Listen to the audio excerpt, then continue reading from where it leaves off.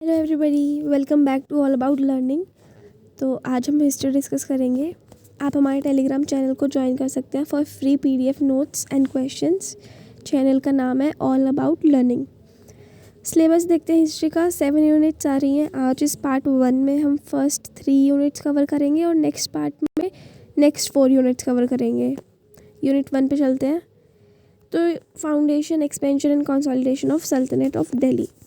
1200 से लेकर 1550 तक का टाइम पीरियड जो है, इस टाइम पीरियड में इंडिया में या दिल्ली में मुग़लों का राज था। अब मुग़ल कहाँ से आए थे? ये इंडिया के तो थे नहीं, इनका ओरिजिन इंडिया तो था नहीं। ये लोग अरब और तुर्क से आए थे। स्टार्टिंग में इनका मोटिव था यहाँ पे आके लूटपाट करना, धन को लूट के जाना, रिसोर्सेज को लेके जाना, यहाँ से इंडिया में इस्लाम का प्रचार करना, अपने धर्म को फैलाना। स्टार्टिंग में इनका मोटिव यही होता था। फिर धीरे धीरे इन्होंने यहाँ पे कंट्रोल बनाना शुरू करा, टैक्स लगाना स्टार्ट करा। फिर इन्होंने अपना साम्राज्य बनाया, यहाँ पे रूल करना स्टार्ट किया। तो फर्स्ट क्वेश्चन देखते हैं इस यूनिट से। ये इंपॉर्टेंट क्वेश्चन है यहाँ पे सारे। फर्स्ट क्वेश्चन है, discuss importance of iqta system. Iqta system कैसे इंपॉर्टेंट था और दिल्ली सल्तनत में इसका क्या रोल रहा। इक्ता सिस्टम में क्या होता था? एक पीस ऑफ लैंड होता था, उसको हम इक्ता बोलते थे। उस पीस ऑफ लैंड को राजा या सुल्तान अपने एक अधिकारी को देता था, जिसको चीफ भी बोलते हैं, उसको देता था। बदले में वो चीफ क्या है, इनको मिलिट्री सपोर्ट देता था। पैसा नहीं देते थे, सैलरी नहीं देते थे, उसके बदले में ना लैंड देते थे। लैंड ऐसे नहीं कि पूरा कंट्रोल तुम्हारा ही है, लैंड भी ऐसे देते थे कि इस पीस ऑफ लैंड पे ये इक़्तिदार बैठेगा और ये यहाँ से टैक्स वसूलेगा। उसका हाफ पार्ट वो राजा को देगा, सुल्तान को देगा, और हाफ अपने पर्सनल यूज़ के लिए रख लेगा। उसके बाद ये तो ठीक है, ये इकोनॉमिक वे था। यहाँ से ऐसे इकोनॉमिक ग्रो हुई दिल्ली सल्तनत की। साथ ही साथ में वो जो इक़्तिदार था वहाँ पे, वो सुल्तान को मिलिट्री सपोर्ट भी देता था। जब भी लड़ाइयाँ होती थी, वॉर होती थी, तो वो अपनी सेना को लेके जाता था, सपोर्ट करता था। ऐसे ही बहुत सारे इक़्तिदार होते थे। इस वजह से सुल्तान की जो आर्मी थी वो बहुत बड़ी हो गई। बाहरी हमलों से हमेशा वो खुद को बचा लेते थे, जीत भी जाते थे, क्योंकि इनकी जो मिलिट्री पावर थी वो बहुत स्ट्रॉन्ग हो गई थी, बहुत बड़ी हो गई थी। जो इक़्तिदार होता था वो मिलिट्री को मेंटेन भी करता था, उनको सिखाता था। तो इस वजह से इनकी मिलिट्री बहुत स्ट्रॉन्ग थी। सेकेंडली इकोनॉमी अगर हम देखें तो उसमें भी बहुत अच्छी थी, ग्रोथ होने लग गया था। इस वजह से एक स्टेबिलिटी आ गई थी। तो ये था इक्ता सिस्टम के बारे में। नेक्स्ट यूनिट पे आते हैं, military, administrative and economic structure under Khaljis and Tughlaqs. तो अब अलाउद्दीन खिलजी जो है सेकंड रूलर था खिलजी डायनेस्टी का। अगर आपने मूवी भी देखी हो या पढ़ा लिखा सुना हो कहीं से, तो अलाउद्दीन खिलजी को एक पागल रूलर बोला जाता था, क्योंकि इसके अंदर जो डिटर्मिनेशन था ना, खुद को हमेशा पावर में रखने का, वो बहुत हाई होता था। इस वजह से इसने अपने फादर इन लॉ का मर्डर भी कर दिया था पावर में रहने के लिए। ये बहुत ही मोस्ट पावरफुल रूलर था खिलजी डायनेस्टी का, और ऐसे ही ये दिल्ली का सुल्तान भी बन गया। इसने इकोनॉमिक रिफॉर्म्स लाए थे 3: market control, tax control, land revenue reforms. First था मार्केट कंट्रोल। मार्केट कंट्रोल में अलाउद्दीन खिलजी ने ना ऐसा किया था कि जो हमारी बेसिक नीड्स होती हैं डेली यूज़ की, जो मतलब हमारे लिए बहुत ज़्यादा इंपॉर्टेंट है, जैसे कि अनाज हो गया, ये ऐसी बेसिक नीड्स वाली चीज़ों को ना इसने प्राइस फिक्स कर दिया मार्केट में। अब जो है, कोई भी दुकानदार ना ही इससे 1 रुपया ऊपर ले सकता था, ना ही 1 रुपया नीचे ले सकता था। जो प्राइस फिक्स्ड है वो फिक्स्ड है, और इनके प्राइसेस उसने बहुत लो कर दिए थे कि कॉमन पॉपुलेशन जो है वो अफोर्ड कर सके। तो इसकी वजह से स्टेबिलिटी आ गई थी बहुत। अब कोई भी लोग धोखाधड़ी नहीं कर सकते थे। कॉमन पॉपुलेशन बहुत खुश थी इस रिफॉर्म की वजह से। इसने अपने एक चीफ को भी बाज़ार में छोड़ दिया था देखने के लिए कि भाई कोई धोखाधड़ी ना करे। सेकंड था टैक्स कंट्रोल। टैक्स कंट्रोल में भी इसने यही किया। एक नया टैक्स सिस्टम आया, दग सिस्टम। इसमें इसने क्या किया, जो लैंड पे टैक्स लगता था, हॉर्सेस पे टैक्स लगता था, उसको भी कम किया था। और इस वजह से इनका रेवेन्यू भी इंक्रीज़ हुआ स्टेट का, और करप्शन कम हो गया, क्योंकि अब लोगों को पता था कि फिक्स्ड है रेट्स, तो जो भी मिडिल मैन होते थे वो करप्शन नहीं कर पाते थे। तो इस वजह से इनका करप्शन कम हुआ और स्टेट का रेवेन्यू इंक्रीज़ हुआ। लास्ट था लैंड रेवेन्यू रिफॉर्म्स। यहाँ पे भी इन्होंने एक नया सिस्टम इंट्रोड्यूस किया जिसका नाम था जब्ती। इस वजह से लैंड रेवेन्यू भी अच्छा आता था। इस सिस्टम में क्या है कि रेवेन्यू फिक्स कर दिया गया था 2 चीज़ों के लिए। एक तो था मेजरमेंट ऑफ लैंड और इट्स पोटेंशियल प्रोडक्टिविटी, मतलब कि आपका कितना मेजरमेंट है लैंड, आपकी कितनी ज़मीन है आपके पास, 2 बीघा 3 बीघा, तो फिक्स कर दिया था कि भाई 2 बीघा के लिए इतना टैक्स रहेगा, 3 बीघा के लिए इतना टैक्स रहेगा। तो ऐसे मेजरमेंट ऑफ लैंड के ऊपर टैक्स फिक्स किया गया था। और दूसरा था पोटेंशियल प्रोडक्टिविटी, कि आपका लैंड कितना प्रोड्यूस कर पा रहा है, कितना प्रोडक्टिविटी वो दे पा रहा है, उतना ही लैंड आपसे लिया जाएगा। अगर आपका लैंड बंजर है या कुछ प्रोड्यूस ही नहीं कर पा रहा है तो आप कहाँ से टैक्स दोगे। तो उन लोगों के लिए कोई टैक्स नहीं था, मतलब प्रोडक्टिविटी के हिसाब से था, कम है तो कम टैक्स, ज़्यादा प्रोडक्टिविटी है तो ज़्यादा, कि आप खा भी पाओ और टैक्स दे भी पाओ, ऐसा था। अब इस वजह से खिलजी की जो इकोनॉमी है वो तो अच्छी हो गई थी, कॉमन पॉपुलेशन भी खुश रहने लग गई थी, लेकिन इसका एक सेटबैक भी था।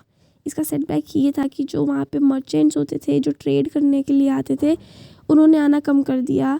इस वजह से जो ट्रेड था, वो कॉमर्स था, वो लिमिटेड हो गया था, उसकी ग्रोथ लिमिटेड हो गई थी, ज़्यादा बढ़ नहीं पा रहा था आगे। तो ये इसका एक बहुत बड़ा सेटबैक था।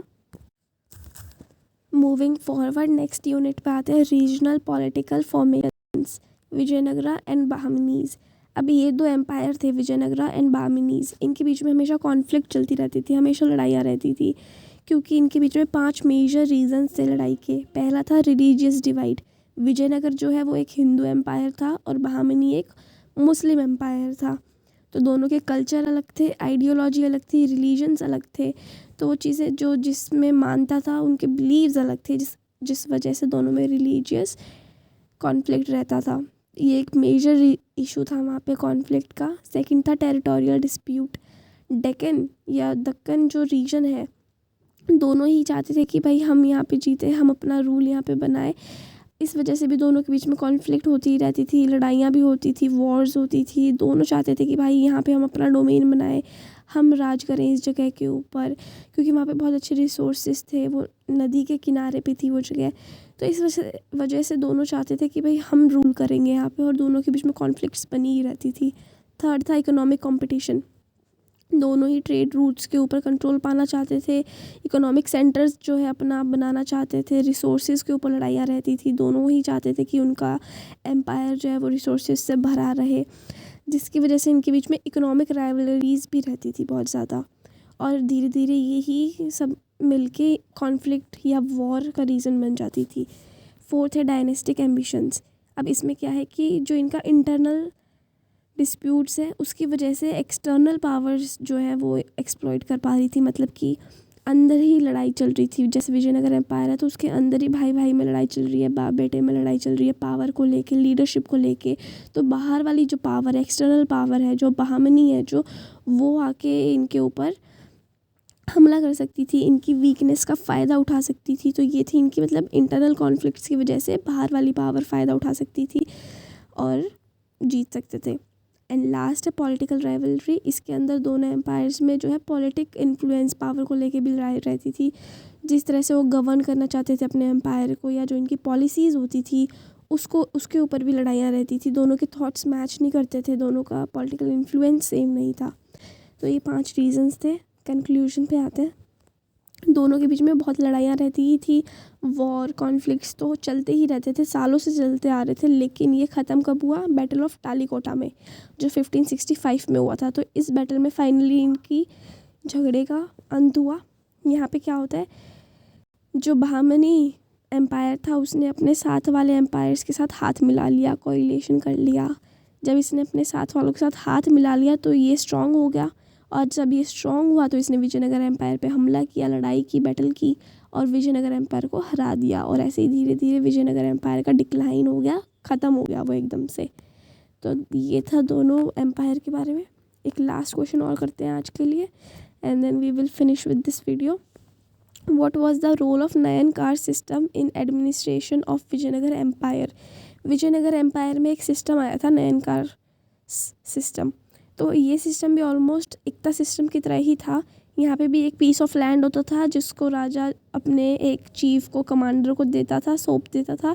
उसे बोलता था कि भाई अब तुम ही इसकी देख रेख करोगे, तुम ही यहाँ पे टैक्स वसूलोगे, आधा खुद रखोगे, आधा हमको दोगे। और जो नयनकार होता था वो इस लैंड का सिर्फ टैक्स ही नहीं वसूलता था, बल्कि वहाँ पे जितनी भी छोटी मोटी डिस्प्यूट्स होती थी, प्रॉब्लम्स होती थी, उन सबको भी सॉल्व करता था। मतलब कि पूरा कंट्रोल उस नयनकार के हाथ में रहता था, उस लैंड का। वहाँ पे जो होता था वो सब वही देखता था, मेंटेन करता था। साथ में ही नयनकार को बोला जाता था अपनी एक छोटी सी आर्मी भी मेंटेन करे, horses, number of horses, elephants वगैरह को भी मेंटेन करके रखे, ताकि जब भी लड़ाई होए तो वो उनको सपोर्ट कर सके, नयनकार राजा को सपोर्ट कर सके लड़ाई में, मिलिट्री को हेल्प कर पाए और बड़ी कर पाए, स्ट्रॉन्ग कर पाए।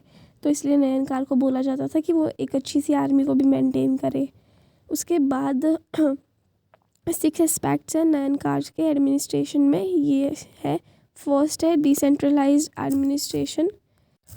इसमें क्या था, डिसेंट्रलाइज्ड एडमिनिस्ट्रेशन में जो विजयनगर एम्पायर था बहुत बड़ा था, तो अब प्रॉब्लम नहीं होती थी इतने बड़े एम्पायर को गवर्न करने में, क्योंकि अब उसको छोटे छोटे हिस्सों में बांट दिया था। नयनकार्स अपना वहाँ पे अच्छे से कंट्रोल कर पा रहे थे और मेंटेन कर पा रहे थे, जिसकी वजह से इफ़ेक्टिव गवर्नमेंट्स आ गई थी सारी जगह में।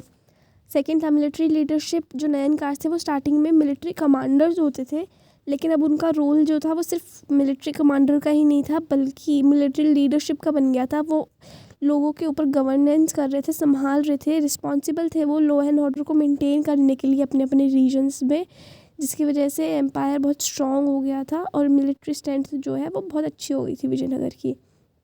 थर्ड है रेवेन्यू कलेक्शन। नयनकार्स जो है उनको रेवेन्यू कलेक्शन का भी काम दिया गया था। वो अपनी अपनी टेरिटरीज़ में रेवेन्यू कलेक्ट करते थे, टैक्स वसूलते थे वहाँ से। और जो है लोकल एडमिनिस्ट्रेशन और सेंट्रल गवर्नमेंट की जो इकोनॉमी है या इनकम है वो बहुत अच्छी थी, स्टेडी हो गई थी, स्टेबल हो गई थी। फोर्थ है लोकल गवर्नमेंट्स। जो नयनकार्स थे उनकी एक ऑटोनॉमी बन गई थी, एक पावर आ गई थी उनके हाथ में। जो उनका रीज़न है उसके ऊपर वो कुछ भी कर सकते थे, लोगों को इन्फ्लुएंस कर सकते थे, डिसीजंस लेते थे, डिस्प्यूट को सेटल करते थे, लॉ एंड ऑर्डर को लगाते थे, जो भी लॉ बनता था उसको वो वहाँ पे मेंटेन लागू करवाते थे। तो इनके हाथ में ना एक ऑटोनॉमी या पावर आ चुकी थी। फोर्थ है कल्चरल पैट्रोनेज। इसमें क्या था, नयनकार्स को रिस्पॉन्सिबल किया गया या नयनकार्स को ये जिम्मेदारी भी दी गई कि वो वहाँ पे टेम्पल्स वगैरह बनवा सकते हैं या कोई भी ऐसी बिल्डिंग बनवा सकते हैं, तो जिसकी वजह से उनको आर्ट एंड आर्किटेक्चर में भी थोड़ी सी ग्रोथ देखने को मिली। फोर्थ है डायनेस्टिक लॉयल्टी। नयनकार्स को जो है कहाँ से आते थे ये लोग, कौन होते थे, मिलिट्री कमांडर्स होते थे, लेकिन ये पावरफुल फैमिलीज से बिलोंग करते थे, लॉयल्टी फैमिलीज होती थी।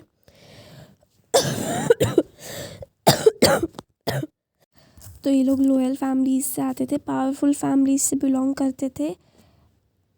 और लास्ट पॉइंट है फ्लेक्सिबल सिस्टम। नयनकार सिस्टम जो है वो बहुत फ्लेक्सिबल था, एम्पायर अडेप्ट कर पाता था डाइवर्स कल्चर में, ठीक है, जिसकी वजह से विजय एम्पायर की जो कॉमन पॉपुलेशन थी वो भी खुश थी, क्योंकि उन्हीं के लोग, उनमें से ही कोई एक था जो उनके ऊपर गवर्न कर रहा था।